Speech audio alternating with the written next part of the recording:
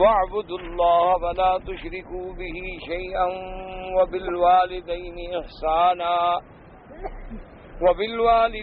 إحسانا وبذي القربى واليتامى والمساكين والجار ذي القربى والجار الجنب والصاحب بالجنب وابن السبيل وما ملكت أيمانكم إن الله لا يحب من كان مختالا فخورا. قال المؤلف والمفسر رحمه الله تعالى أدام النفع بعلومه وعلومكم في الدارين آمين إلى أن قال. الحديث الثامن. قال أبو بكر البزار حدثنا عبيد الله بن محمد أبو الربيع المحاربي قال حدثنا محمد بن إسماعيل بن أبي فديك قال أخبرني عبد الرحمن بن الفضل عن عطاء الخراساني عن الحسن عن جابر بن عبد الله رضي الله تعالى عنه قال قال رسول الله صلى الله عليه وسلم الجيران ثلاثة جار له حق واحد وهو أدنى الجيران حقا وجار له حقان وجار له ثلاثة حقوق وهو أفضل الجيران حقا. فأما الجار الذي له حق واحد فجار مشرك لا رحم له حق الجوار. وأما الجار الذي له حقان فجار مسلم له حق الإسلام وحق الجوار. وأما الذي له ثلاثة حقوق فجار مسلم ذو رحم له حق الجوار وحق الإسلام وحق الرحم. قال البزار لا نعلم أحدا روى عن عبد الرحمن بن الفضل إلا ابن أبي فديك. اب مفسر رحمۃ اللہ علیہ قرآن مقدس کی ان آیات مبارکہ کی تشریح فرماتے ہیں. اللہ نے فرمایا وبجار ذی القربى والجار الجنبی، تو ایک ہے قریبی ہمسایہ اور ایک ہے بعید ہمسایہ. تو ہمسایہ قریب اور ہمسایہ بعید میں کیا فرق ہے؟ بعض علماء کرام نے تو بالکل ظاہر آیات پہ فرمایا کہ جس کا گھر قریب ہے وہ آپ کے قریب ہے، جو دور ہے وہ دور ہے. جار ذی القربى یعنی جو آپ کے گھر کے بالکل قریب ہے وہ تو قریب ہے. اور اسی طرح بعید کا معنی ہے جنوب کا دور والا ہمسایہ جو دور ہے. لیکن اکثر علماء کرام یہ فرماتے ہیں کہ نہیں، جار ذی القربى سے مراد ہے مسلمان ہمسایہ، کیونکہ جو مسلمان ہے وہ قریب ہے اور جو مشرک ہے ہمسایہ تو ہے لیکن وہ بعید ہے، چاہے اس کی دیوار بھی ہم سے ملی ہوئی کیوں نہ ہو. کیونکہ جب ہم مسلمان ہیں تو انما المؤمنون اخوۃ، ایمان والے سب بھائی ہیں. تو اتنی قربت جب آ گئی کہ اللہ نے ان کو ہمارا ایک دوسرے کا بھائی بنا دیا ہے، تو اس لیے بعض علماء کرام فرماتے ہیں کہ بھئی قریبی ہمسائے سے کیا مراد ہے، یعنی مسلمان ہمسایہ، اور بعید ہمسائے سے کیا مراد ہے، بھئی کافر ہمسایہ، چاہے دیوار ملی ہوئی بھی کیوں نہ. اب اس حدیث مبارک میں میرے آقا نے سرکار مدینہ صلی اللہ علیہ وعلی آلہ واصحابہ وسلم تسلیما کثیرا کثیرا، حضور پاک نے فرمایا کہ اصل میں ہمسائے جو ہیں ان کے 3 قسمیں اور 3 حقوق ہیں. فرمایا ایک سب سے کم حق تو اس ہمسائے کا ہے جس کا صرف ایک حق ہے. تو وہ کون ہے؟ فرمایا جار مشرکن، کہ مشرک ہے، کافر ہے لیکن پھر ہمسایہ ہے. تو اس کا تو صرف ایک ہی حق ہے نا، ہمسائے ہونے کی وجہ سے ہم اس کی خبرگیری بھی کریں گے، ہم اس کے نگہداشت بھی کریں گے. اگر بھوکا ہے تو کھانا کھلائیں گے، محتاج ہے تو کپڑا پہنائیں گے، جو ہماری طاقت میں ہوگا. لیکن اس کا حق صرف ایک ہے کہ وہ ہمسایہ ہے. اور حضور نے فرمایا کہ بعض ہمسائے ایسے ہوتے ہیں جن کے 2 حق ہیں. تو صحابہ نے پوچھا حضور وہ کون ہے؟ فرمایا جار مسلم، وہ ہمسایہ جو مسلمان ہے. تو اس کے 2 حق ہو گئے. ایک تو ہو گیا اسلام کا حق کہ وہ ہمارا مسلمان بھائی ہے، انما المؤمنون اخوۃ. اس لیے میرے آقا نے فرمایا کہ تمام مسلمان جو ہیں گویا کل جسد الواحد، ان کو ایسے سمجھو کہ جیسے ایک جان ہے. اور اس کے آقا انعامدار نے صلی اللہ علیہ وسلم نے فرمایا کہ دیکھو انسان کا بدن ہے، اگر پاؤں میں بھی تکلیف ہو جائے تو سارے بدن پہ اثر ہوتا ہے، اگر کسی انگلی میں بھی تکلیف ہو جائے تو سارے بدن پہ بخار آ جاتا ہے. اس لیے آپ نے فرمایا مسلمان کی تو علامت یہ ہے کہ اگر کسی مسلمان کو مشرق میں کانٹا لگے تو مغرب کے مسلمان کو درد محسوس ہو، کیونکہ ہم مسلمان ایک ہیں، کل جسد واحد ہیں، اور ایک ہی ماں باپ ہیں، ایک ہی دین ہے، ایک ہی عقیدہ ہے، ایک ہی پیغمبر ہے، ایک ہی کتاب ہے اور ایک ہی قبلہ ہے. اس لیے ہمارا تو آپس میں بہت بڑا حق ہے اور بہت بڑا تعلق ہے. لیکن افسوس کہ مسلمان ہم ان سارے اسلامی روایات کو بھلا بیٹھے. ہم دنیا میں اتنے الجھ گئے ہیں کہ احکام خداوندی کو بھی ہم نے پس پشت ڈال دیا ہے، ورنہ تو مسلمان کا تو ایک دوسرے پر بہت بڑا حق ہے. تو فرمایا کہ اگر ہم سایہ بھی ہیں اور مسلمان ہیں تو دو حق ہو گئے، ایک اسلام کا حق ہو گیا، ایک ہمسائے ہونے کا حق ہو گیا. اور فرمایا کہ ایک ہمسایہ ایسا ہے کہ جس کے 3 حقوق ہیں. تو 3 حقوق کیسے ہیں کہ ہمسایہ بھی ہے، مسلمان بھی ہے اور رشتہ دار بھی ہے. اب اس کے 3 حق ہو گئے، ایک اسلام کا حق، ایک رشتہ داری کا حق اور ایک ہمسائے ہونے کا حق. تو لہذا سب سے زیادہ افضل حق جو ہے اس ہمسائے کا ہے. یعنی اس میں تو اب کوئی شبہ نہیں رہا نا جی کہ اگر عالم انسانیت کو امن چاہیے، سکون چاہیے، کامیابی چاہیے تو پھر ان کو اسلام قبول کرنا ہوگا، اس کے بغیر کوئی چارہ. اور میرا تو خیر کیا آپ سب کا انشاءاللہ ہمارا حضور کے فرمان پہ ایمان ہے کہ حضور پاک نے ایک خبر دی ہے اور وہ بھی ان قریب ظاہر ہوگی. ان قریب سے مراد یہ نہیں ہوتا کہ کل پرسوں ہو جائے گی. ان قریب سے مراد یہ ہے کہ اب دور قریب آ رہا ہے. تو حضور نے فرمایا کہ ایک وقت آئے گا کہ جب اسلام پوری دنیا پہ غلبہ حاصل کر لے. لا بیت مدر ولا وبر، فرمایا چاہے مٹی کا گھر ہے یا خیمے کا گھر ہے، اسلام ہر شکل میں داخل ہے اور پوری دنیا پہ صرف اسلام. اس کی وجوہات بھی ہیں، اب سامنے نظر آ رہی ہیں. جیسے کہ حضرت سندھی رحمت اللہ علیہ جو بہت بڑے مفسر قرآن بھی تھے، عالم بھی تھے اور بہت بڑے ذہین ان لوگوں میں تھے جو عالمی لیڈر کہلاتے ہیں. تو وہ یہ فرماتے تھے کہ جب میں غلبہ اسلام کی حدیثیں پڑھتا ہوں تو میں حیران ہو جاتا تھا کہ حضور فرماتے ہیں اسلام غالب ہوگا، پوری دنیا پہ اسلام چھا جائے گا، اور ہمارا حال جو ہے وہ تو روز بروز پیچھے جا رہا ہے. تو فرماتے تھے کہ میں جب یہ حدیثیں پڑھتا تو میں پریشان ہو جاتا کہ بھی اب حضور کے فرمان کا انکار تو کافر کرے گا. جب حضور نے فرما دیا تو آمنا و صدقنا، چاہے بات سمجھ آ جائے تو الحمدللہ کہ آدمی کا یقین اور بڑھ جاتا ہے. اور اگر کوئی بات سمجھ نہ آئے، آج تک ہم تو اقبال کے شعر نہیں سمجھ سکے، اگر حضور کی کوئی بات سمجھ نہ آئے تو ہمارے اپنے عقل کا قصور ہے. تو انکار تو ہم نہیں کر سکتے نا. تو وہ فرماتی ہیں کہ پھر میرا دماغ جو ہے اس طرف گھومتا تھا کہ شاید ایک وقت آئے گا جب اللہ پورے یورپ کو مسلمان کر دیں گے، اور جب وہ مغرب مسلمان ہو جائے گا تو پھر پوری دنیا پہ اسلام پھیل جائے گا. اچھا، اس وقت جب حضرت سندھی یہ بات کہہ رہے تھے اس وقت تو ادھر کے اسلام کا کوئی تصور بھی نہیں تھا. یعنی بڑے بڑے ملکوں میں کوئی ایک آدھ مسجد تھی اور وہ بھی مکان کے اندر بنی ہوئی.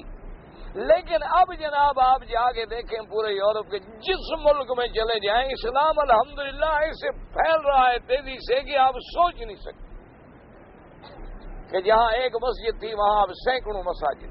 مدارس ہیں باقاعدہ، ایک ایک مدرسے میں 700 1000 2000 بچہ جو ہے قرآن پڑھ رہا ہے۔ آپ حیران ہوں گے کہ کافروں کے ملک میں، اچھا ہمارے بچے یہاں مسلمان ملکوں میں رہ کے صبح پڑھ کے آئے نا جی 2 بجے کے بعد بات کرو تو لڑیں گے کہ جی ہم صبح 7 بجے سے گئے 2 بجے واپس آئے ہیں، تو ابھی آپ کیا ہمیں اور کہتے ہیں کتاب دیکھو۔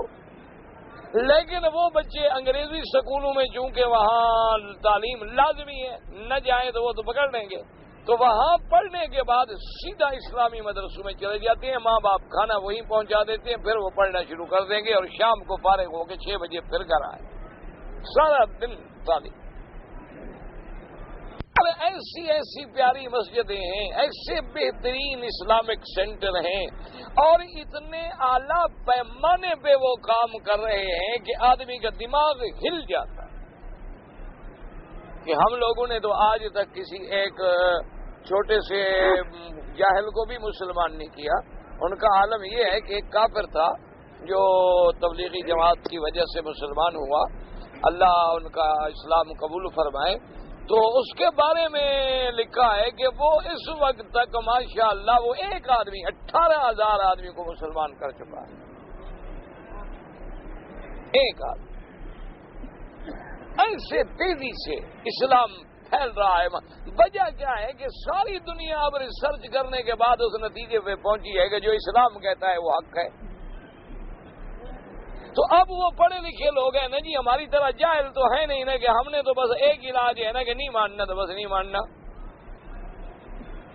اب جاہل کا تو بھائی کوئی علاج نہیں ہوتا نا، اس لیے محاورہ ہے عرب کا نا، کل شیء شیء والجہل لیس بشیء، دنیا کی ہر چیز کوئی نہ کوئی چیز ہے لیکن جہالت کوئی چیز نہیں۔ ہمارے یہاں تو ایک جاہل ہے قبر پہ سجدہ کر رہا ہے، سارا دن مسئلے سمجھاتے رہو، خلاصہ بچاتے رہو، بس ٹھیک ہے جی آپ بھی سچ کہتے ہیں جی، بس ہمیں چھوڑیں جی ہمارے حال پہ بس۔ لیکن وہ لوگ تو جناب ایسے نہیں ہیں، وہ تو 2 اور 2 کو 4 سمجھنے والے لوگ ہیں کہ 2 اور 2 4 ہو سکتے ہیں، 5 کبھی نہیں ہو سکتے۔ تو وہ جب دیکھتے ہیں کہ بھی 1400 سال پہلے ایک نبی امی نے ایک ایسی سرزمین میں بیٹھ کر جہاں مدرسہ نہیں، یونیورسٹی نہیں، کوئی کالج نہیں، کوئی سکول نہیں، کوئی مواصلات نہیں، کوئی الیکٹرانک میڈیا نہیں، لیکن 1400 سال پہلے جو بات محمد عربی نے صلی اللہ علیہ وسلم نے فرمائی تھی وہ سامنے آ گئی۔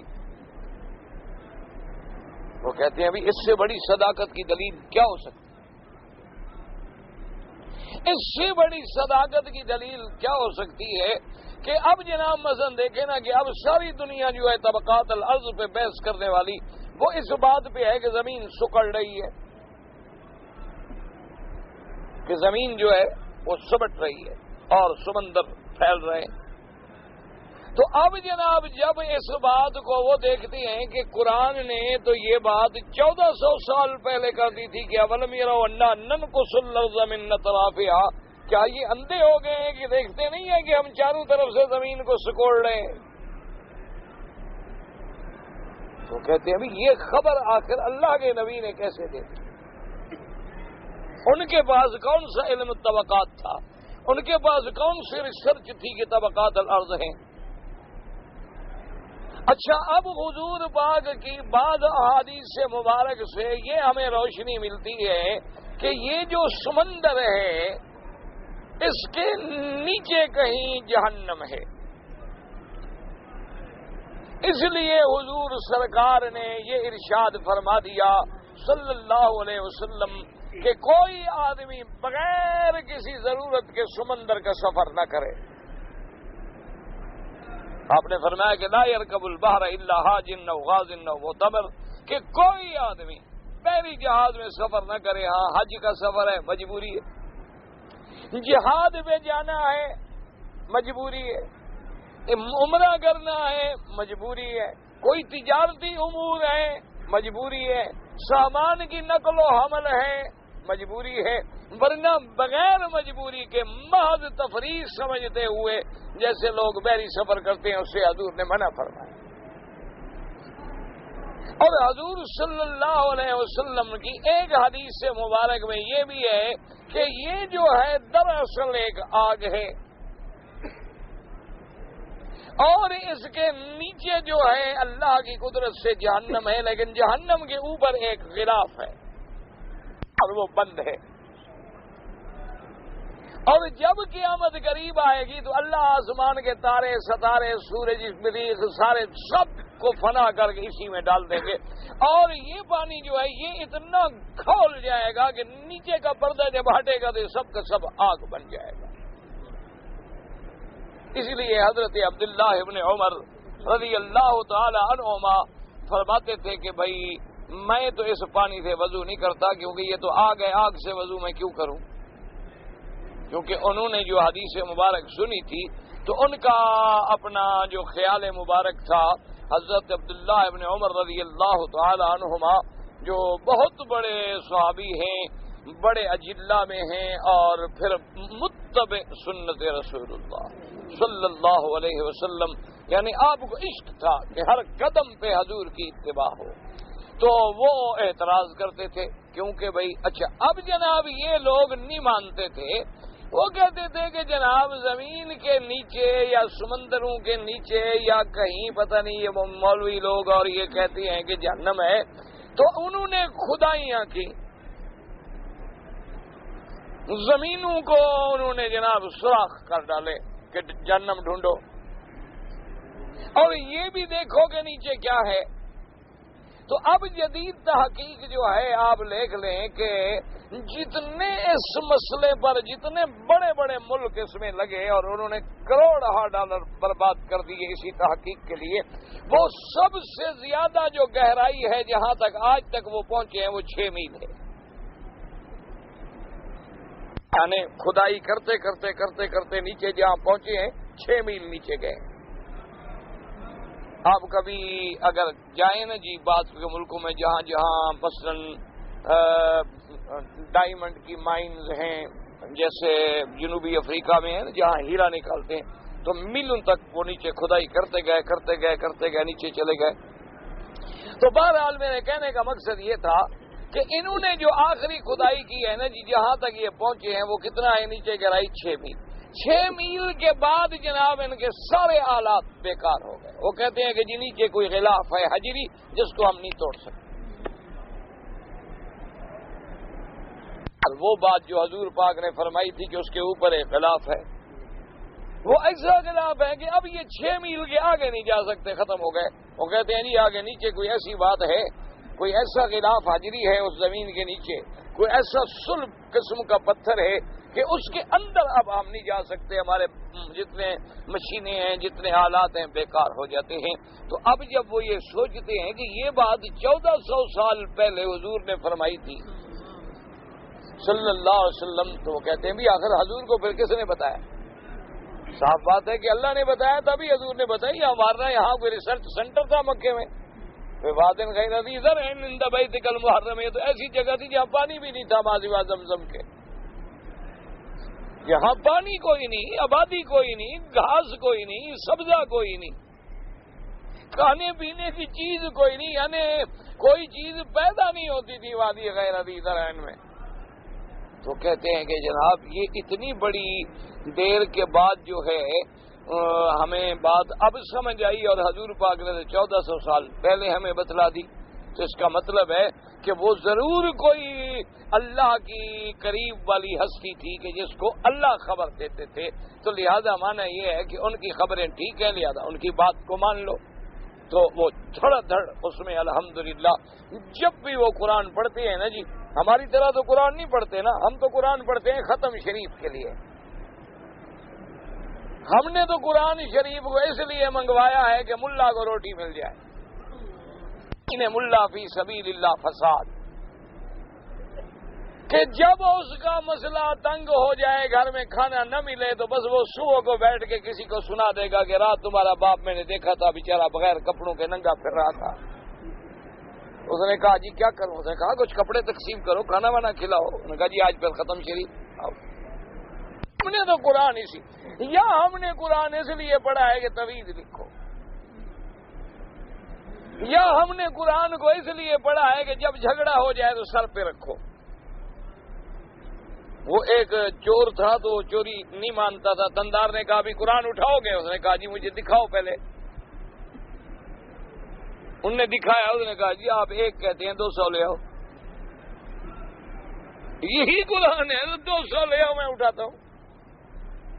تھاندار سمجھدار تھا. اس نے کہا بھی یہ ہے کوئی بڑا بدبخت جس کو قرآن کی اتنی قیمت بھی نہیں دماغ میں. کہتے ہیں 200 لے آؤ. اس نے کہا قرآن ایسے نہیں اٹھاتے, اس کے ساتھ ایک رحل بھی ہوتا ہے, وہ بھی اٹھانا پڑتا ہے ساتھ. انہوں نے کہا جی وہ رحل بھی دکھاؤ. اس نے کہا جی آؤ اس کو دکھاؤ, کنویں کا جو چرخا ہے نا وہ دکھاؤ, اس پہ رکھیں گے قرآن اور تم کو وہ اٹھانا ہوگا. اس نے کہا جی وہ میں نہیں اٹھاتا, پھر جو کچھ کہتے ہیں میں بھر دیتا ہوں. وہ تو نہیں اٹھا سکتا, میں مر جاؤں گا. تو ہم نے تو قرآن کو اس لیے پڑھا ہے کہ یا تعویذ لکھنا ہے, یا ہم نے قرآن پہ ہاتھ رکھ کے قسمیں کھانی ہیں, یا ہم نے قرآن شریف کو جب کوئی مردود ہمارا جو کس نے زندگی میں قرآن نہ پڑھا ہو مر جائے اس کے اوپر ہیلا صدقہ کرنا ہے. 7 دفعہ قرآن پھیریں گے بخشا جائے. انا للہ و انا الیہ راجعون. اور زندہ جو ہے اب جناب ایک نیا رسم نکلی ہے کہ جب شادی ہوتی ہے نا دولہا دلہن کو قرآن کے نیچے سے گزارتے ہیں, اوپر چادر میں پکڑ کے کھڑے ہو جاتے ہیں. اللہ کے قرآن کی امان میں بی بی جا رہی ہے, بال کٹوا کے میک اپ کر کے سنگار کر کے اللہ کے قرآن کی لانتیں لے کے گھر میں داخل ہو. یہ ہم نے, لیکن دشمن نے کافروں نے قرآن کو اس طرح نہیں پڑھا. انہوں نے ایک ایک لفظ پہ بیٹھ کے اس پہ سال ہا سال غور کیا ہے کہ آخر قرآن جو کہتا ہے کہ پرندہ آیا, پتھر پھینکا, ہاتھی تباہ ہو گئے, وہ کیا تھا. انہوں نے کہا آخر ٹھیک ہے ہم مانتے ہیں اللہ نے پرندے بھیجے, ٹھیک ہے. وَأَرْسَلَ عَلَيْهِمْ طَيْرًا أَبَابِيلَ تَرْمِيهِمْ بِحِجَارَةٍ من سجیل. جہنم کا ایک چھوٹا سا پتھر جو اس نے چونچ میں پاؤں میں پکڑا ہوا ایسے پھینکا, فَجَّعَلَهُمْ كَعَصْفٍ مَأْكُولٍ. اس نے ایسا کر ڈالا جیسے گھاس کو کھا کے جانور کھا لے اور پاؤں سے کچل ڈالے اور کچلا پڑا ہوتا, ایسے ہاتھی ٹکڑے ٹکڑے ہو کے کچلے گئے. انہوں نے کہا وہ ایٹم کا ذرہ کیا بلا تھی آخر. انہوں نے اس ذرے پہ ریسرچ کی اور کہاں پہنچ گئے. وہ جناب کہاں سے کہاں پہنچ گئے. انہوں نے کہا دیکھو جی حضرت سلیمان کا کہتے ہیں تخت اڑتا تھا. اچھا, انہوں نے کہا ٹھیک ہے ابھی پر اڑنا چاہیے. انہوں نے تو محنت کی, ریسرچ کی, پڑھا, اور جب دیکھا کہ جو بات حضور پاک نے فرمائی ہے صلی اللہ علیہ وسلم وہ سچ ہے, انہوں نے کہا لا الہ الا اللہ محمد رسول اللہ. اب جناب کوئی آدمی بتلا سکتا تھا کہ ماں کے پیٹ کے اندر جو بچہ ہے اس پر 3 پردے ہوتے ہیں. اس وقت کون سے گائنوکالوجسٹ تھے حضور کے زمانے میں؟ کون گائنی کے ماہرین تھے اس وقت؟ قرآن کا فی ظلمات ثلاث, بچہ 3 اندھیروں کے اندر ہے. اب جناب جب انہوں نے آپریشن کیے, سیزر کیے, بچوں کو اندر سے نکالا اور دیکھا کہ ہاں پیٹ کا پردہ ہے, اس کے اوپر غطا ہے, پھر رحم ہے, بچے نے کہا بھی 1400 سال پہلے جس نبی نے فرمایا ہے تو صدق رسول اللہ, سچ کا حضور پاک نے, کلمہ پڑھو. فوراً کلمہ پڑھ گئے. انہوں نے کہا کہ جناب کہ جب یہ دیکھا نا, آپ نے دیکھا ہوگا کہ کبھی کبھی آپ درخت لگاتے ہیں, پھول لگاتے ہیں, پتے لگاتے ہیں, بوٹیاں لگاتے ہیں اس لائن میں, اچھا اس لائن میں, اور وہ بڑھ جاتی ہیں خود بخود. آپ نے 1 لگایا تھا, وہ 2 ہو گئی, 3 ہو گئی, 4 ہو گئی, 5 ہو گئی, 10 ہو گئی. کیوں؟ آپ نے کہا کہ جی ٹھیک ہے بیج گر گئے تو اور بیج سے نکل آئی. اچھا ابھی بیج تو ادھر گرا, ادھر کیسے پہنچ گیا, ادھر کیسے ہو گئی؟ تو اب جدید سائنس جو ہے وہ اس بات پہ پہنچی ہے کہ بھئی اصل میں جب خدا کی قدرت سے بعض ہوائیں ایسی ہیں کہ وہ ہوائیں جب چلتی ہیں تو یہ بیج ادھر منتقل کر دیتی ہے اور ادھر والا بیج جو ہے ادھر منتقل کر دیتی ہیں, تو لہٰذا پودے نکل آتے ہیں, ہواؤں کے ذریعے وہ پہنچ جاتا ہے. تو اب قرآن کھولا تو اللہ نے فرمایا والذی ارسل الرياح لواقح, ہم کبھی کبھی ایسی ہوائیں چلاتے ہیں جو حمل ٹھہراتی ہیں. لواقع کہتے ہیں حمل ٹھہرانے والی, کہ وہ بیج اٹھایا, مادہ میں ڈالا, حمل ٹھہر گیا. تو انہوں نے کہا یہ تو 1400 سال پہلے قرآن کہہ رہے ہیں, ہم تو آج پہنچے ہیں یہاں. تو اس کا مطلب ہے کہ اللہ کا نبی سچا ہے، انہوں نے جو فرمایا ہے وہ سچ ہے۔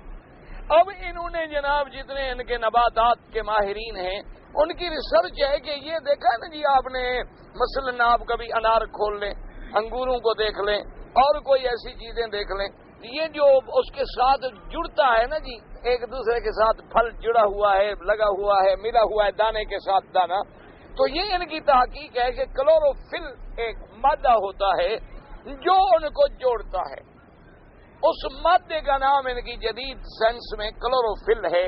تو قرآن نے کہا خضرن، قرآن نے کہا وہ خضرن سبز مادہ جس سے ہم جوڑتے ہیں وہی کلوروفل۔ جب انہوں نے پڑھا تو انہوں نے کہا لا الہ الا اللہ محمد رسول اللہ صدق رسول اللہ، کہ حضور پاک صلی اللہ علیہ وسلم نے سچ کہا۔ اسی لیے ہے نا کہ ایک آدمی آیا حضور صلی اللہ علیہ وسلم کے قتل کرنے کے ارادے سے اور بظاہر مسلمان ہو گیا، کلمہ پڑھ لیا، لیکن انتظار میں ہے کہ موقع ملے اور حملہ کرو۔ وہ کہتا ہے میں نے ایک دن دیکھا حضور بیٹھے ہیں اکیلے، کوئی صحابی نہیں ادھر ادھر، تو میں دبے پاؤں پیچھے چلتا چلتا، اور میں نے خنجر چھپایا ہوا تھا زہر میں بجھا ہوا، اور میں نے کہا آج موقع مل گیا حملہ کرنے کا، تو میں بڑے آرام سے پاؤں پہ پاؤں رکھ کے چلتے چلتے جب بالکل حضور کے قریب پہنچا تو فوراً حضور نے دیکھا تو میں ادھر آؤ، سامنے آؤ، سامنے ادھر۔ اب وہ تو ڈر گیا نا، اب جب چور پکڑا جائے موقع پر تو پھر تو چاہے لوہے کا بھی بنا ہوا ہو تو بچے مار لیتے ہیں۔ تو اب جب سامنے آیا حضور نے فرمایا بتلاؤ کیا کرنے آئے تھے؟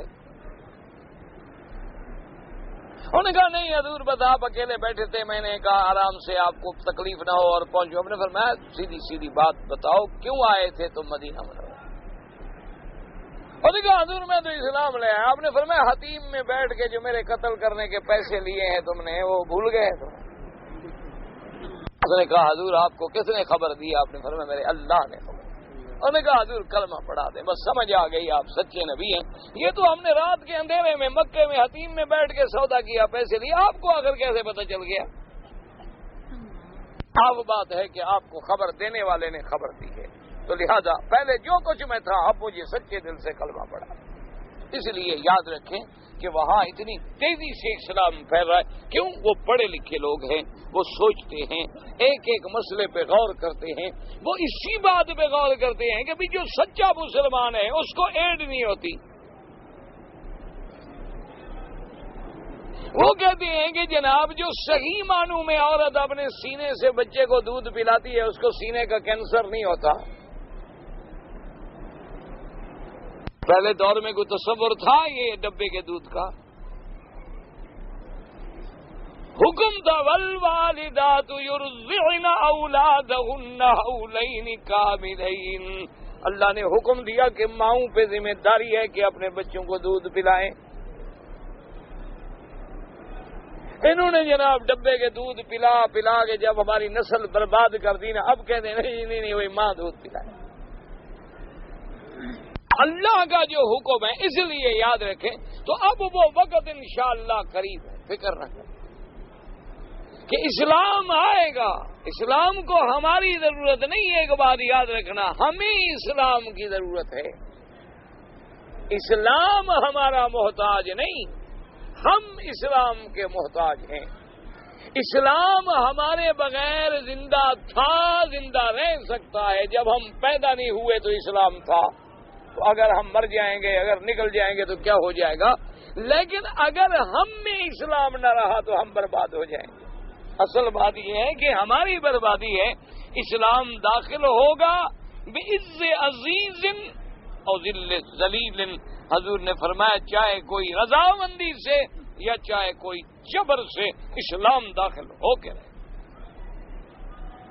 اسی طرح قرآن آپ کھول کے دیکھیں، قرآن کے وَإِن مِّنْ أَهْلِ الْكِتَابِ إِلَّا لَيُؤْمِنَّ بِهِ قَبْلَ مَوْتِهِ، کہ اہل کتاب میں سے کوئی ایسا باقی نہیں رہے گا جو موت سے پہلے اس پہ ایمان لائے گا۔ عیسیٰ علیہ السلام کو جو اب نہیں مانتے پھر مانیں گے، ماننا پڑے گا۔ اچھا اب دیکھیں نا ادھر حضور کی حدیث میں نظر ڈالیں کہ بھی ایک وقت آئے گا کہ پتھر کے پیچھے جو یہودی چھپے گا تو پتھر کہے گا کہ ادھر آؤ ادھر آؤ، ادھر چھپا ہوا ہے بدبخت، اس کو مارو۔ پتھر بولیں گے اور اللہ تبارک و تعالی یہودیت کو فنا کر دیں گے۔ اب دیکھو ساری دنیا سے یہودی اکٹھا ہو رہا ہے ایک جگہ پر تاکہ فنا کرنے میں تکلیف نہ ہو کے ڈھونڈنا پڑے۔ پوری دنیا سے پہلے کیوں نہیں آ گئے؟ دیکھو کیوں پہلے نہیں آ گئے؟ 50 سال پہلے آ جاتے، 60 سال پہلے آ جاتے۔ اب دیکھیں انہوں نے کیا کیا حرکتیں کی ہیں کہ پہلے تو صرف عربوں سے تھا نا، اب بیت المقدس کی توہین، قبلے کی توہین، قرآن کی توہین، کیونکہ پورا اسلام پھر بگڑے گا نا۔ پہلے تو چلو آدمی کہتے تھے یار یہ ان کا اپنا مسئلہ ہے، وہ جانے ان کا کام جانے، ہم خام خواہ کیوں ٹانگ اڑائیں۔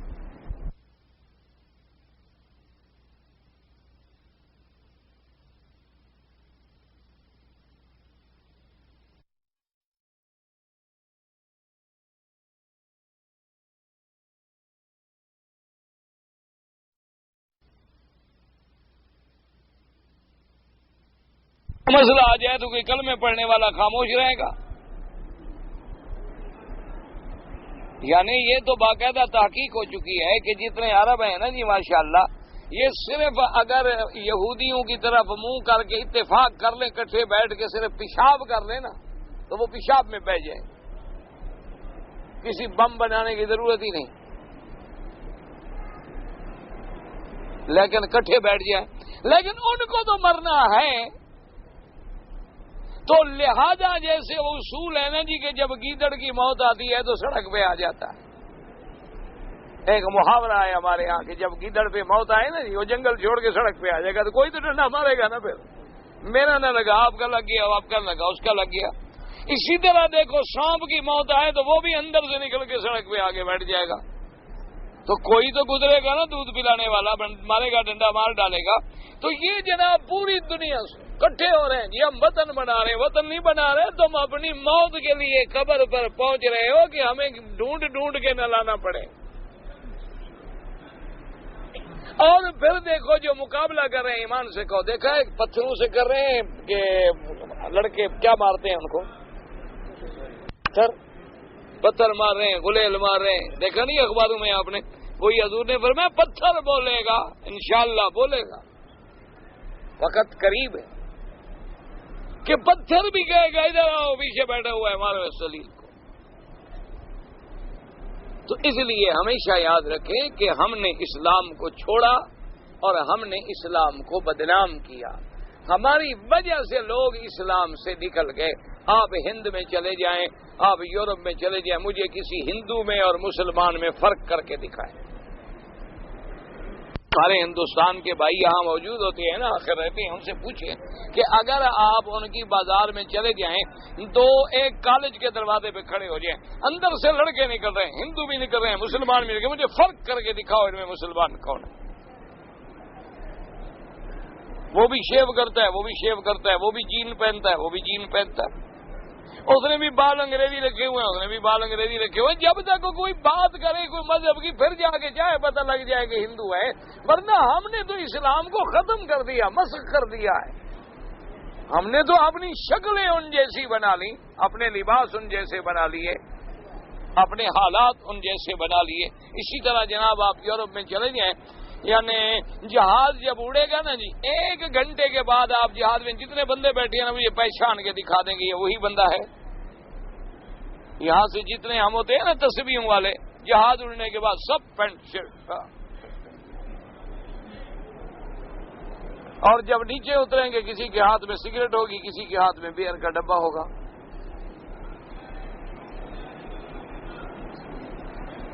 کسی کے ہاتھ میں سگار ہوگا۔ آپ باہر جا رہے ہیں کیا پتہ کریں گے جناب ان میں انگریز کون ہے، مسلمان کون ہے؟ اچھا گورے چٹے وہ بھی ہیں، گورے چٹے مسلمانوں میں بھی ہیں، ٹھنڈے ملک کے لوگ سارے گورے چٹے ہوتے ہیں۔ جو بھی ملک ٹھنڈا ہوگا وہاں کے لوگ گورے ہوں گے، ملک گرم ہوگا وہاں کے لوگ کالے ہوں گے، جہاں گرمی سردی ہوگی وہاں گندمی رنگ ہوگا، نہ زیادہ سفید نہ زیادہ سیاہ۔ یہ تو موسموں کے اثرات ہیں، اس میں کوئی بزرگی شدرگی نہیں ہوتی، یہ تو موسمی اثرات ہوتے ہیں۔ کوئی بھی ٹھنڈا ملک دے لیں ٹھیک ہوگا، لیکن آپ مجھے، ہم نے اسلام کو رسوا کیا، ہم نے اسلام کو بدنام کیا ہے، ہم نے اسلام کا راستہ روکا ہے، لوگ ہمیں دیکھ کر اسلام سے بھاگ رہے ہیں، متنفر ہو رہے ہیں کہ یار یہ کیسا مسلمان ہے کہ جھوٹ بولتا ہے، سود کھاتا ہے، دھوکہ دیتا ہے، فریب کرتا ہے، مکے مدینے میں رہ کر بھی دھوکہ دیتا ہے، مکے مدینے میں بھی رہ کر لوگوں کے حقوق کھا جاتا ہے، مکے مدینے میں بھی رہ کر اپنی بیٹیوں کے سودے کرتے ہیں، مکے مدینے میں بھی رہ کر لاکھ لاکھ ریال 2-2 لاکھ لے کے بوڑھوں کو اپنی نوجوان 10-10 سال 12-12 سال کی لڑکیاں پکڑ کے دیتے ہیں، مسلمان ہیں، مکے میں رہتے ہیں، گندی فلمیں دیکھتے ہیں، یہ کیسے مسلمان ہیں آخر؟ تو ہم نے تو جناب اسلام کو رسوا کیا ہے، ورنہ اسلام آئے گا، یہ فکر نہ کرو، یہ ہماری بدقسمتی کہ ہم محروم ہو جائیں، بہاریں تو آئیں گی لیکن ہم نہیں ہوں گے، یہ ہماری بدقسمتی ہوگی کہ ہم نے اس اسلام کی عظمت سے فائدہ نہ اٹھایا، ورنہ اسلام غالب آئے گا، اسلام کا غلبہ ہوگا، اور دین محمد مصطفیٰ صلی اللہ علیہ وسلم تمام ادیان پہ چھا جائے گا۔ اللہ کا وعدہ ہے لِيُظْهِرَهُ عَلَى الدِّينِ كُلِّهِ کہ میرے مدنی محمد مصطفیٰ صلی اللہ علیہ وسلم ہم تیرے دین کو سب پہ غالب کر دیں گے، پھر دنیا میں صرف ایک دین ہوگا، اسلام۔ وَمَن يَبْتَغِ غَيْرَ الْإِسْلَامِ دِينًا فَلَن يُقْبَلَ مِنْهُ وَهُوَ فِي الْآخِرَةِ مِنَ الْخَاسِرِينَ، اسلام کے سوا کوئی دین قبول نہیں کیا جائے گا۔ تو اس لیے یاد رکھیں اور کوشش کریں کہ اب بھی اللہ کی رحمت کے دروازے بند نہیں ہوئے، اللہ کے دروازے پہ گر جاؤ اور توبہ کر لو۔ اور دوسرا علاج یہ ہے کہ ایک دوسرے کے لیے دعا کیا کہ اللہ ہمارے حال پہ رحم کرے، تم ہمارے لیے، ہم تمہارے لیے، کوئی رحمت کی گھڑی ہوگی، دل سے دعا نکلی بس کام بن جاتا ہے۔ تو یہ سب سے بڑا سلاح المؤمن کیا ہے؟ مومن کا ہتھیار کیا ہے؟ دعا، کہ سچے دل سے پوری امت محمد مصطفیٰ صلی اللہ علیہ وسلم کے لیے دعا کیا کریں۔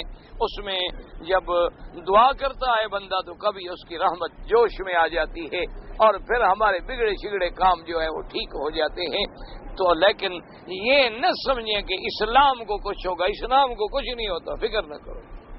یہ کہتے ہیں نا جی ہم اسلام کی حفاظت کریں، تم مٹی نماز نہیں پڑھتے، اسلام کی حفاظت کریں، ہم اس ملک میں اسلام لائیں گے، تم 5 فٹ کے بدن پر نہیں لاتے ہو، جھوٹ بولنے والے غدار، تو تم ملک میں اسلام لاؤ گے؟ تیرے تو چہرے پہ اسلام نہیں آیا آج تک، تو تم اتنے بڑے رقبے میں اسلام لے آؤ گے کہاں سے؟ سب سے پہلے اپنے بدن پہ اسلام نافذ کرو، اپنے گھر پہ نافذ کرو، بیوی بچوں پہ نافذ کرو، پھر اگلی بات کرو، پھر محلے کی بات کرو، پھر شہر کی بات کرو، پھر ملک کی بات کرو۔ یہ تو ہم دھوکہ دیتے ہیں، فریب، تاکہ جتنے مولوی ہیں وہ اسی بہانے میں خوش ہو گئے، ماشاء اللہ جی سبحان اللہ، حضرت کو اسلام کا بڑا درد ہے، ماشاء اللہ سبحان اللہ، خوش ہو جاتے، اور وہ دوسرے کمرے میں جا کہتے دیکھا آج کیسے الو بنایا داڑھی والوں کو، دیکھا سارے خوش ہو رہے تھے الو۔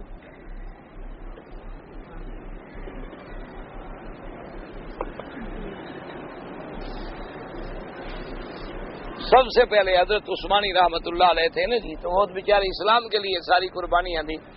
جب جناب ہمارا ملک بن گیا تو وہ جا کے ملے، انہوں نے کہا جناب اسلام اسلام ہم کہتے رہے، اب ملک مل گیا الحمدللہ اسلام۔ انہوں نے کہا مولوی صاحب آپ بھی بزرگ آدمی ہیں، بڑے بھولے بھالے آدمی، یہ تو ووٹ لینے کے نعرے ہوتے ہیں، کوئی سچی بات تھوڑی ہوتی ہے، تو ووٹ لینے کے لیے نعرے لگائے جاتے ہیں۔ اور کیا، جیسے اب دیکھو نا جی نعرہ ہو گیا جی ہر آدمی کو 12 ایکڑ زمین، پہلے ملک کی زمین تو پیمائش کر لو کتنی ہے، نعرہ ہو گیا جناب۔ رات کو نوکر بیٹھے ہوتے نا گھر میں مزے وہ کہتے ہیں ہاں مولوی مکی کی اتنی زمین ہے، اتنا 12 ایکڑ میں لینی ہے، 12 تم نے، 12 گھر میں بیٹھے تقسیم کر رہے ہیں، ساری رات بیچارے درب تقسیم کرتے رہتے۔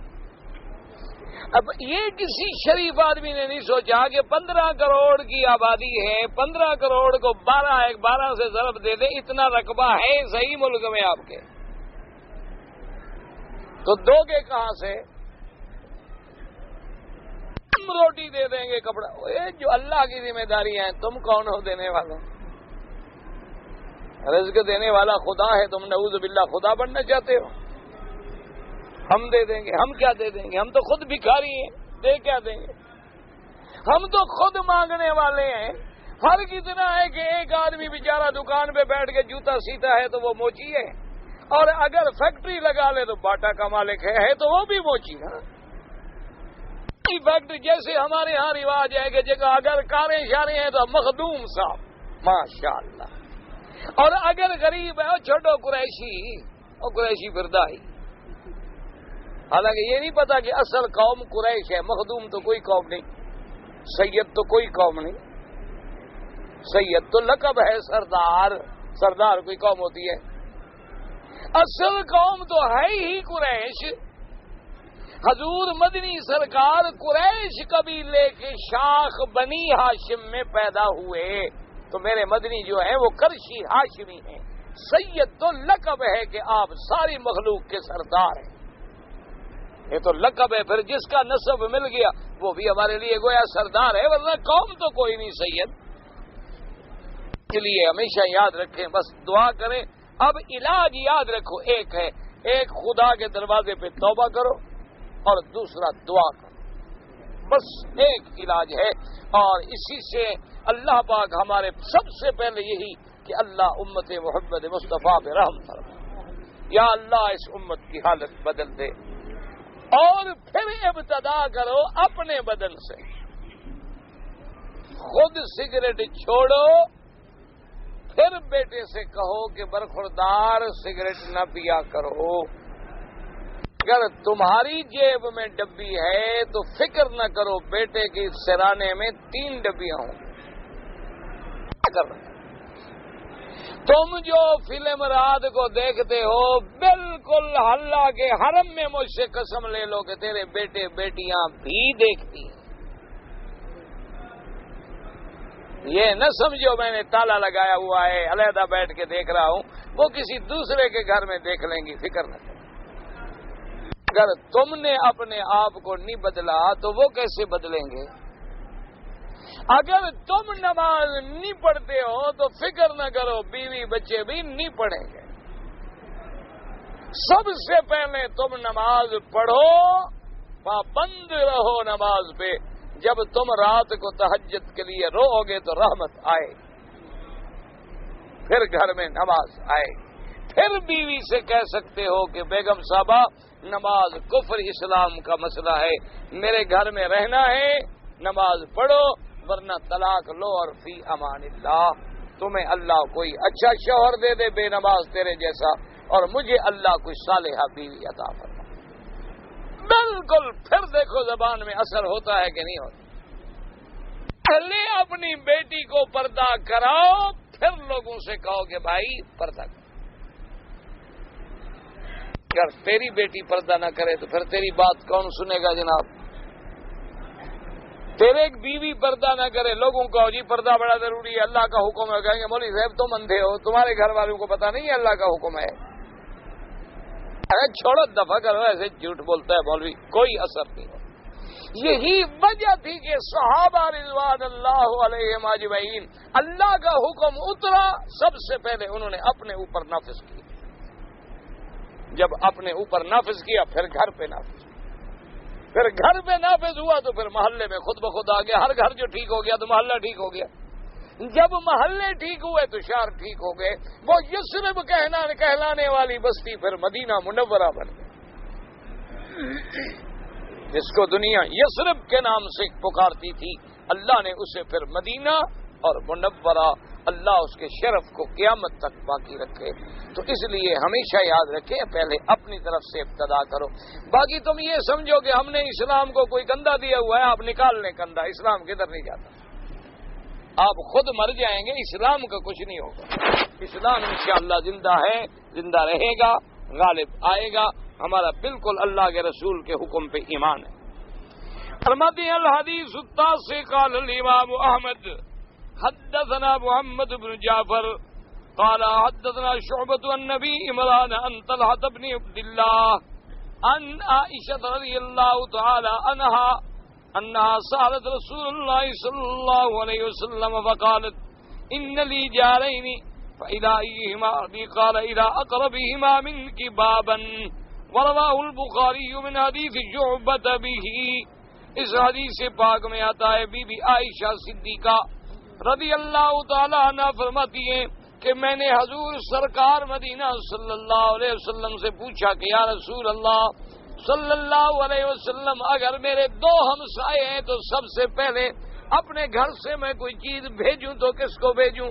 آپ نے فرمایا جس کا گھر کا دروازہ تیرے زیادہ قریب، یعنی جو تیرے مکان کے زیادہ قریب ہے پہلے اس کو بھیج، پھر اس کے بعد والے کا حق ہے، پھر اس کے بعد والے کا حق ہے. آتے لکل ذی حق حقہ، ہر حق والے کو حق ادا کرو تو سارے مسائل بالکل اللہ کی رحمت سے ٹھیک ہو جائیں گے. اگر ہر مسلمان ہمسائے کا خیال کرے، ایمان سے کہیں کوئی بھوکا رہ سکتا ہے؟ ہر مسلمان اگر اپنے ہمسائے کا، جار کا، ذوی القربا کا، والدین کا، یتامہ و مساکین کا خیال رکھے تو کوئی مسلمان برادری میں بھوکا ننگا رہ سکتا ہے؟ سوال ہی پیدا.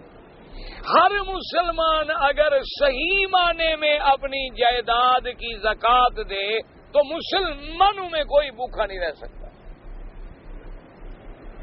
ہر مسلمان اگر اپنی آبادی کا عشر صحیح معنوں میں اللہ سے ڈر کے نکالے، میں یقین سے آپ کو اللہ کے حرم میں بیٹھ کے کہہ رہا ہوں کوئی کلمے پڑھنے والا بندہ بھوکا نہیں رہے گا، نہ بھیک مانگے گا، نہ اس کی بچیاں بغیر کپڑوں کے رہیں گی.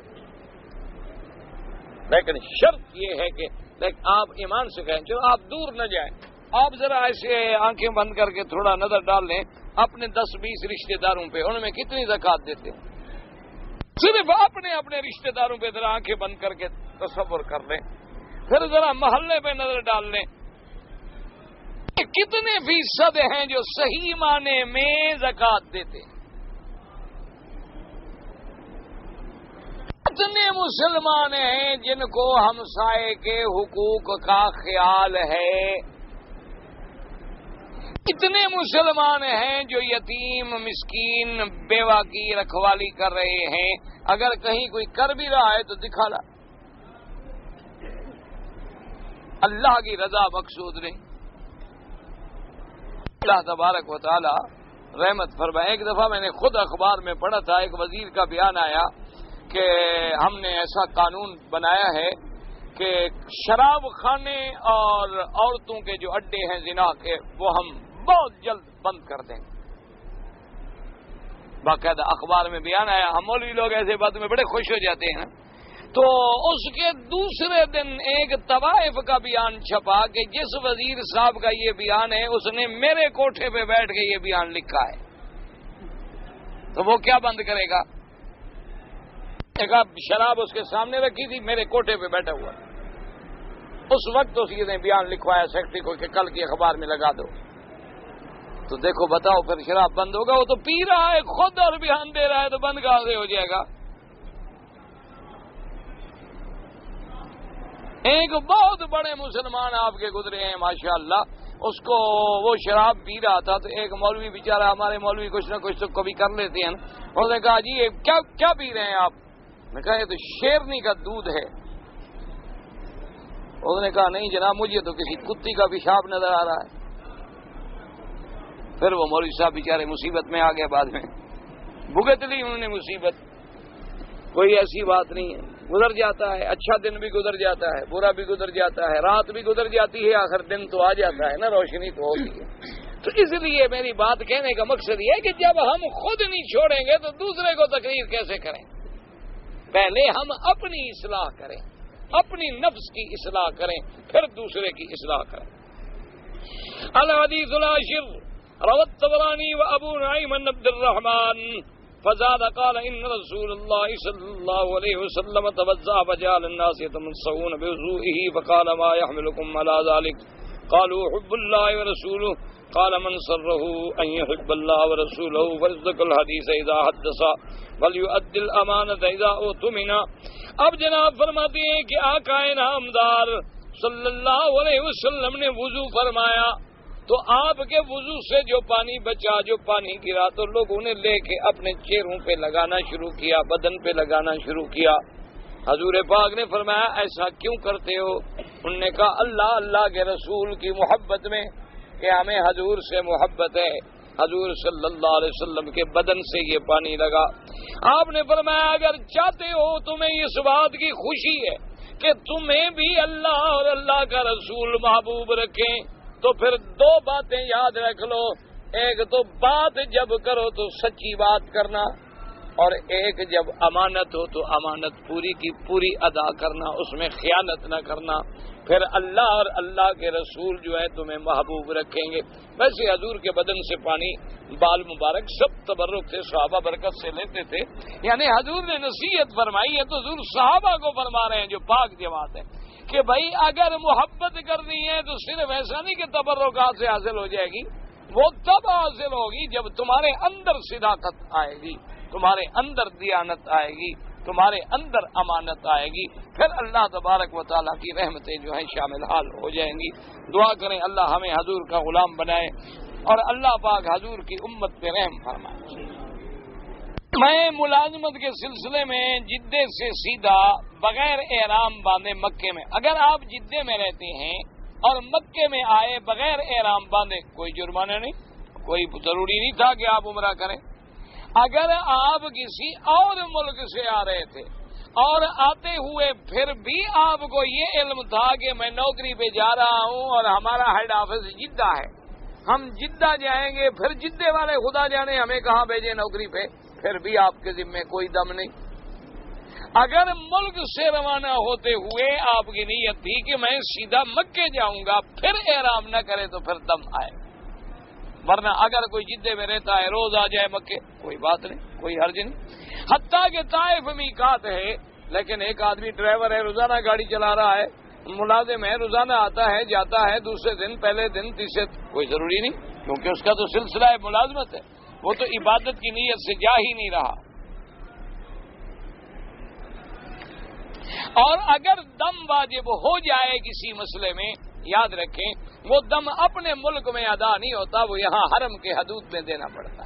اگر کبھی دم پڑ جائے کسی غلطی کا تو اس کا یہ حل نہیں ہوتا کہ آپ اپنے ملک میں بکری ذبح کر دیں، نہیں، وہ اسی ملک میں فقراء حرم یعنی حرم کے غریب لوگوں کو دینی چاہیے کہ یہاں ذبح کریں اور یہاں تقسیم کریں مسکینوں۔ یہ بھی نہیں کہ دم کا بکرا ذبح کر کے ساتھیوں کے دے دیا، یہ بھی نہیں ادا ہوتا۔ ہمارے یہاں رواج ہے نا، آپ کو دم پڑ گیا تو آپ نے بکرا مجھے دے دیا، مجھے دم پڑ گیا تو میں نے آپ کو دے دیا۔ ہمارے مسلمان بڑے سمجھدار ہیں ماشاءاللہ۔ ہاں برابر۔ ایک آدمی نے عمرے کی نیت کا طواف کیا مگر نفل نہیں پڑے، صفا مروہ کے 3 چکر لگانے کے بعد اس کو یاد آیا کہ میں نے 2 رکعت نہیں پڑھی، تو پھر اس نے 2 رکعت پڑھی اور پھر صفا مروہ دوڑا، کوئی بات نہیں۔ وہ ضروری بھی نہیں تھا کہ آپ صفا مروہ چھوڑ کے آ جائیں، آپ صفا مروہ پورا کر لیں، بعد میں 2 رکعت پڑھ لیں، حتیٰ کہ آپ کو دوسرے دن یاد آئے پڑھ لیں، تیسرے دن یاد آئے پڑھ لیں، اور وہ بھی امام ابو حنیفہ رحمۃ اللہ علیہ کے نزدیک، کیونکہ ان کے نزدیک 2 رکعت طواف کے بعد واجب ہیں، اگر رہ جائیں تو پڑھنے ہوں گے، قضا کرنے ہوں گے، لیکن باقی ائمہ کے نزدیک تو سنت ہے، اگر نہیں بھی پڑھیں گے تب بھی طواف ہو جائے گا۔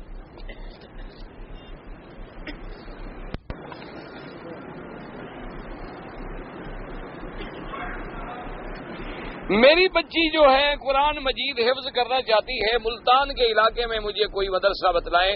بھئی مجھے تو جو معلومات ہیں وہاں مدرسہ ہے الخیر، اس کا نام ہے، اور اسی طرح مہربان کالونی میں بھی شاہ جی حضرت بخاری رحمت اللہ علیہ کی اولادوں نے بھی کوئی مدرسہ بنایا ہے، تو وہاں اگر آپ رابطہ کریں گے انشاءاللہ۔ تو آج کل بہرحال آپ فکر نہ کریں، ہر جگہ بچیوں کے قرآن کے تحفیظ کے بڑے اچھے اچھے مدرسے بن گئے اور ماشاءاللہ بہت ہی کامیاب جا رہے ہیں، بہت ہی اچھے جا رہے ہیں۔ اسی طرح گوجرانوالے میں ہیں، گجرات میں ہیں، لاہور میں ہیں، ہر شہر میں ہیں ماشاءاللہ تحفیظ القرآن کے بھی ہیں، کتابوں کے مدرسے بھی ہیں، اور دورہ حدیث تک ماشاءاللہ بچیاں پڑھ رہی ہیں، اللہ کا شکر ہے۔ اور جتنے بچیوں کے مدرسے ہیں خدا کی قدرت ہے وہ زیادہ کامیاب، کیونکہ بچیاں محنت کرتی ہیں، پڑھتی ہیں، ڈرتی ہیں۔ بچے تو ماشاءاللہ کاؤ بوائے کو ڈرے گا، وہ تو ہو ہی جانور گیا نا، کاؤ بوائے۔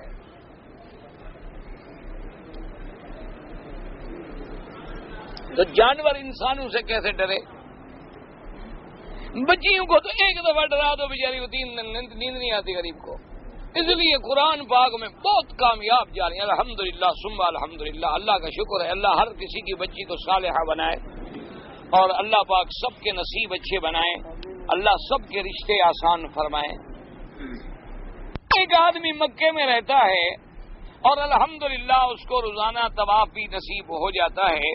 جب وہ اپنے ملک میں چھٹی پہ جانا چاہے تو طواف الوداع کرے بالکل، کیوں جو زیادہ مستقل رہتا ہے یعنی وہ بالکل روز کرتا ہے، آخری طواف چھوڑنا چاہتے ہیں، اچھی بات ہے. وہ اللہ کے بندے طواف الوداع تو سب جانے والوں کے لیے، جو ملک سے باہر جائیں گے سب کے لیے ضروری ہے. کیوں؟ کیا پتا پھر زندگی ہوگی تو نصیب ہوگا کعبہ. ہمیں کیا پتا، نوکری پہ جا رہے ہیں، پتہ ہے ہم جدے بھی پہنچتے ہیں کہ نہیں. کتنے لوگ ہیں، ہمارے ایک بزرگ تھے ماشاءاللہ، میں نے اپنی زندگی میں ان کو صف اول سے کبھی غیر حاضر نہیں پایا، اور میں نے زندگی میں ان کی تہجد کبھی نہیں چھوٹی ہوئی دیکھی. کم از کم 25-30 سال مکے مدینے میں رہے کہ میری موت مکے مدینے میں آئے. لیکن ایک دن مجھے ملے، کہتے ہیں جی پیچھے میرے بھائی ہیں، انہوں نے مجبور کیا ہے کہ ایک دفعہ تو اپنے ملک میں آؤ. یہاں سے گئے اور جس رات بستی میں پہنچے ہوئے فوت ہو. اللہ نے موت وہاں لکھی تھی، مکے مدینے میں نصیب نہ ہوئی. تو یہ اللہ کے ہاتھ. کئی حاجی وہاں سے آتے ہیں اور یہاں موت آ جاتی ہے. تو یہ تو اللہ کے نظام ہے. بہرحال طواف الوداع ضروری ہے. میں 2 سال کے قیام کے بعد مختصر چھٹی کے لیے اپنے ملک جا رہا ہوں، تو واپسی پہ احرام باندھوں گا. بالکل باندھیں گے. اللہ نے آپ کو یہاں 2 سال رکھا ہے، یہی شکر ادا کرنا چاہتے ہو گے، واپسی پہ عمرہ بھی نہ کروں. اچھی بات ہے بھائی.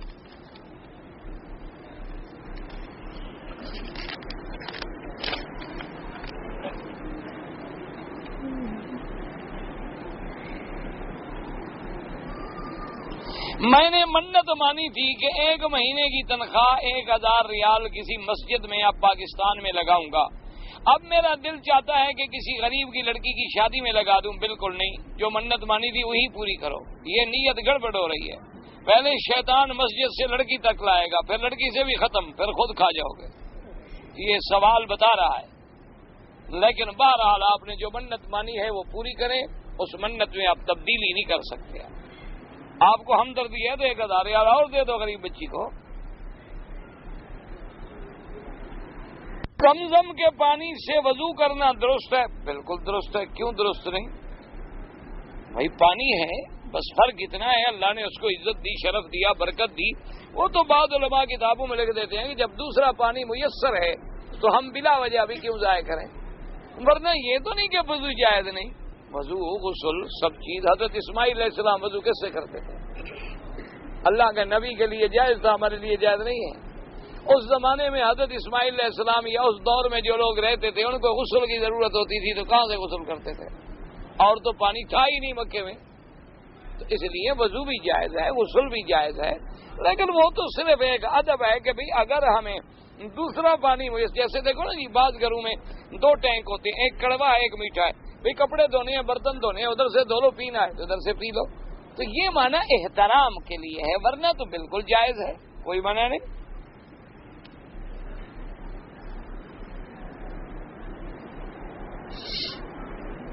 اب قبرستان میں ہم سلام کہتے ہیں تو مردے جواب دیتے ہیں. مجھے تو آج تک ملے نہیں بھائی. میری جب ان سے ملاقات ہوگی تو میں انشاءاللہ پوچھ کے آپ کو بتاؤں. مجھے تو زندہ جواب نہیں دیتے، تم کہتے ہو مردہ. بھائی عقل کی بات کرو. میری تو آج تک 30 سال ہو گئے پڑھاتے پڑھاتے، زندہ نہیں مانتے. بابا ہمارے ذمہ ہے سلام کہنا، اللہ ان کو پہنچائیں گے. اللہ چاہے تو جواب دینے کی طاقت بھی دے دیں، اللہ چاہے تو نہ دیں. وہ ایک عالم غیب کا مسئلہ ہے، اس کے بارے میں ہم کیا کہہ سکتے ہیں. وہاں پہنچے نہیں، اور انشاءاللہ جب چلیں گے ان سے ملیں گے تو بادشاہ کر لیں گے ٹھیک ٹھاک. پھر سارے مسئلے خود بخود سمجھ آ جائیں گے. ہم نے بھی تو وہیں جانا ہے نا، فکر کیوں کر رہے ہو. اللہم صلی علی سیدنا محمد وعلی آل سیدنا محمد وبارک وسلم. یا اللہ یا رحمان یا رحیم یا حی یا قیوم یا ذو الجلال والاکرام یا الہنا الہ کل شیء الہا واحدا لا الہ الا انت اللهم انت الميسر لكل عسير وانت على كل شيء قدير.